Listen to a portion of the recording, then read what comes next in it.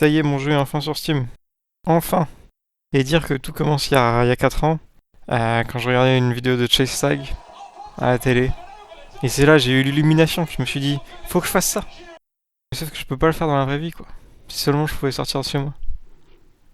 À la place, j'ai fait ce jeu, ce petit prototype. Poursuivre l'autre ou s'échapper. Assez basique.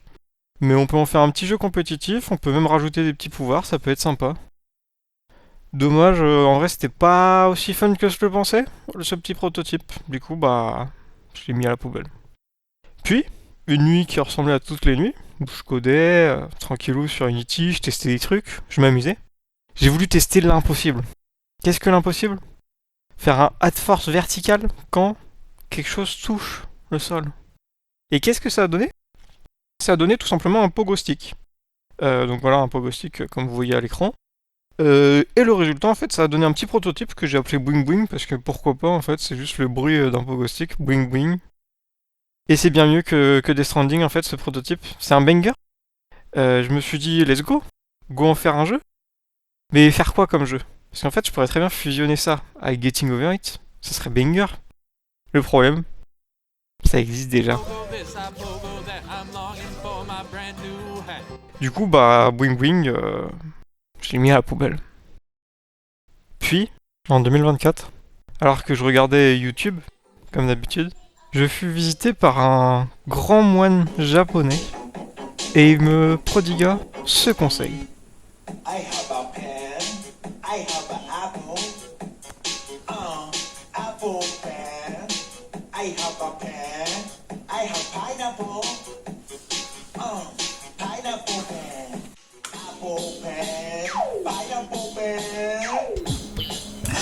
Bring Bring est né. Les sensations de chez Stag imbriquées au fun et à la folie du pogo stick, une recette gagnante pour sûr. Alors qu'est-ce que c'est Bling Bling? De base, mon idée était de faire un jeu compétitif. Vous avez une équipe de différents personnages et vous poursuivez l'autre et ça a donné ce prototype. Donc vous voyez, je choisis le personnage de mon équipe et je poursuis l'autre en utilisant mon pouvoir et ensuite je dois m'échapper pendant 20 secondes. Donc on a 3 personnages chacun. C'était vachement fun, un peu moche, mais surtout c'était en ligne. En effet, à l'époque, le prototype utilisait la solution du peer-to-peer Steam, que j'ai finalement abandonné car faire un jeu en ligne plus local, c'est long à dev, long à tester et un peu compliqué. Mais j'avoue que maintenant que j'ai testé un peu le multijoueur, ça donne envie de faire un jeu en multijoueur, mais pas pour le premier jeu commercial que je dois sortir. En abandonnant le multijoueur, j'ai vraiment voulu accentuer le côté party game et fun. Avant, un pouvoir ne pouvait être utilisé qu'une fois par exemple. Mais maintenant, il peut être récupéré et réutilisé. Donc en atteignant ce que j'ai appelé le veuf d'or, c'est-à-dire le vif d'or mais en œuf, tout simplement. J'ai écouté le conseil du sage en fait, tout simplement, et je me suis dit, il y a le vif d'or, il y a l'œuf, l'œuf d'or. J'ai également abandonné l'idée de se constituer une équipe. Vous avez un perso par partie, plus simple et beaucoup plus accessible. Fin décembre, cette nouvelle vision prenait forme, et après avoir fait tester à mon entourage, j'ajouta 2 modes de contrôle supplémentaires. Ah oui, les contrôles. Donc le jeu a besoin de 3 boutons. 2 pour le déplacement, c'est-à-dire se tourner à droite ou se tourner à gauche, et 1 pour le pouvoir. Le truc, c'est que si on reste appuyé sur la droite ou sur la gauche, en fait, notre personnage il fait un tour complet et on peut avoir la tête à l'envers. Donc ce que j'ai fait, c'est que j'ai fait un mode où, quand on reste appuyé à gauche, au bout d'un moment, l'angle se bloque et on peut pas avoir la tête envers. Ensuite, pour certaines personnes, c'était pas naturel que le personnage continue vers la gauche lorsqu'on arrête d'appuyer. J'ai donc rajouté un 3e mode pour que le personnage se redresse automatiquement si aucun bouton n'était appuyé. Donc pour l'accessibilité et le fun avec un ami en local, c'était bon. Avec le temps, les maps ont pris forme et le design général a également évolué continuellement au cours des itérations. Puis j'ai ajouté l'audio avec un peu d'aide pour chacun des personnages. J'ai tourné le trailer et j'ai produit la musique par moi-même avec talent. Vous avez un petit short qui l'explique si jamais vous voulez sur la chaîne. Le dernier défi de cette année pour le développement, ça a été de faire les bots.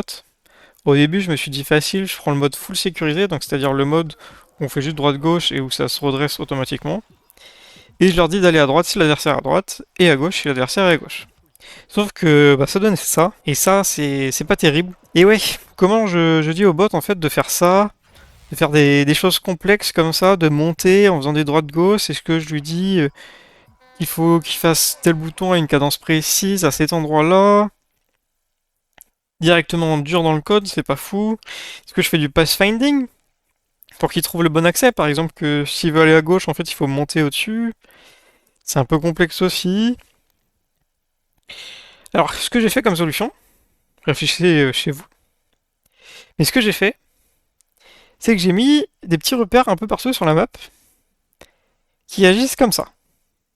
Et bonjour monsieur le bot, quand le bot arrive devant eux. Bonjour cher indicateur.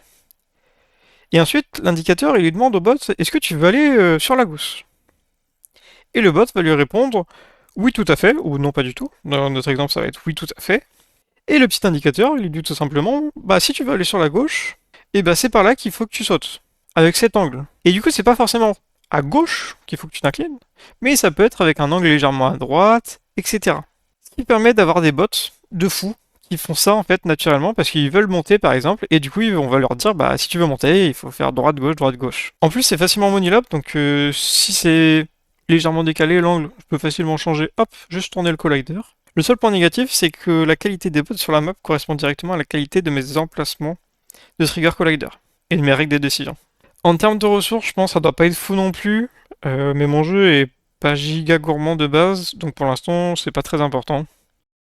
Bref, voilà, au bout d'un an d'évolution, tout ce qui s'est passé, on est parti de loin, mais ça y est, on arrive à un jeu qui est jouable, où on a la bêta qui est accessible bientôt, c'est la prochaine étape. Donc n'hésitez pas à en faire la demande sur Steam, ça va être accessible à tous. Ça arrive dans quelques jours, donc si vous voulez y participer, wishlistez le jeu pour avoir la notification que la bêta est accessible. Et ça permet aussi de me soutenir parce qu'en fait les wishlists c'est ce qui permet d'avoir de la visibilité sur Steam. Pas de wishlist, pas de visibilité. Et surtout n'hésitez pas à vous abonner également à ce YouTube où je ferai plus de game love dans ce genre si ça a marché, si ça a un peu plu. Voilà, à plus.